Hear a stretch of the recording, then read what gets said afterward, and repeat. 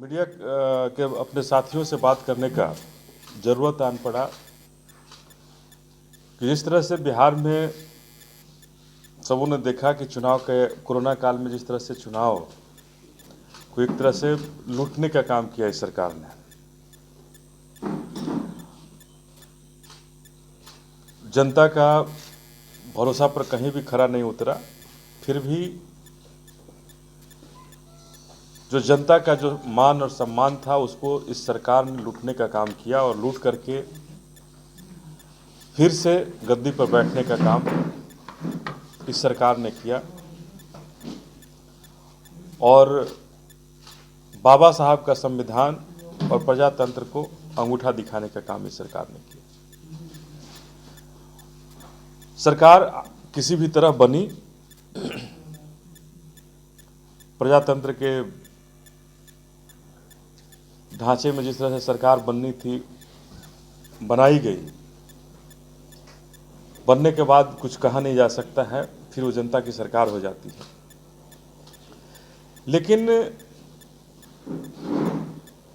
जब से ये सरकार बनी है कुछ न कुछ कारणों से, जैसे सबसे पहले मेवालाल जी को शिक्षा मंत्री बना करके इस सरकार ने ये लिया, अभी तक मंत्रिमंडल का गठन नहीं हो पाया, जिसकी वजह से बिहार का लगभग सारा कार्य रुका हुआ है।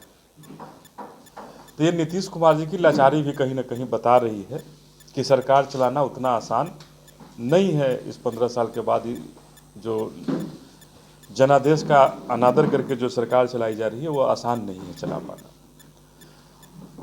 लेकिन इधर जब दिल्ली को पंजाब और हरियाणा के किसान घेर चुके हैं और एक तरफ से केंद्र की सरकार को मजबूर किया जा रहा है कि कृषि विरोधी, किसान विरोधी बिल को, कृषि बिल जो पास किया गया है इस कोरोना काल में, उसको वापस, सरकार के मंत्री लगातार, प्रधानमंत्री भी लगातार दावा कर रहे हैं कि ये किसान विरोधी नहीं है। एमएसपी को अगर हटाना किसान विरोधी नहीं है, बाजार को हटाना किसान विरोधी नहीं है, तो फिर आखिर विरोध किस चीज़ का हो रहा है? हम लोग बिहार में पहले ही इस कानून को नीतीश कुमार की सरकार ने हटा चुकी है।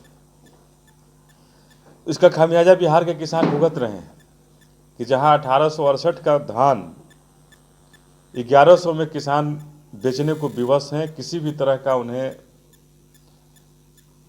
कोई भी बोनस की तो बात ही दूर दूर तक नहीं हो पा रही है। बगल के राज्य बोनस भी दे रहे हैं, लेकिन बिहार राज्य में आज तक धान का एक भी क्रय केंद्र नहीं खुला पाना। तो मेरा सीधा मुख्यमंत्री जी से एक सवाल है कि आखिर कब बिहार में कृषि केंद्र खुलेगा? और बिहार में अगर कृषि केंद्र नहीं खुलेगा, मुख्यमंत्री जी कृषि केंद्र नहीं खोलेंगे, तो क्या बिहार के किसानों का धान मुख्यमंत्री के एक अन्य मार्ग में पहुंचाया जाए जिससे उनकी नींद खुले? बिहार के किसान बिचौलियों के मार्फत 1100 में धान, पूरे बिहार में धान बेचने को विवश हो रहे हैं। तो आखिर 1868 का धान का दाम जो तय किया गया है वो किसके लिए तय किया गया है? क्या सरकार के कुछ चुनिंदा लोगों के लिए तय किया गया है? सरकार के मंत्रियों के लिए तय किया गया है? या सरकार में जो लोग शामिल हैं उनके लिए ये इस दर को तय किया गया है? तो हम सवाल करना चाह रहे हैं कि आखिर बिहार में 1868 का धान की कीमत 1100 में क्यों बिक रहा है, और इस पर सरकार ने अभी तक संज्ञान क्यों नहीं लिया? पिछले साल भी 1100 में ही धान बिका था।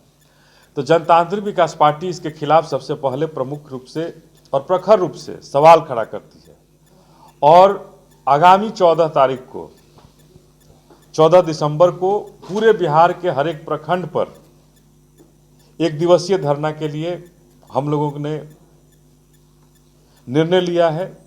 अभी पार्टी की बैठक हुई थी, उस पार्टी की बैठक में तय किया गया है कि 14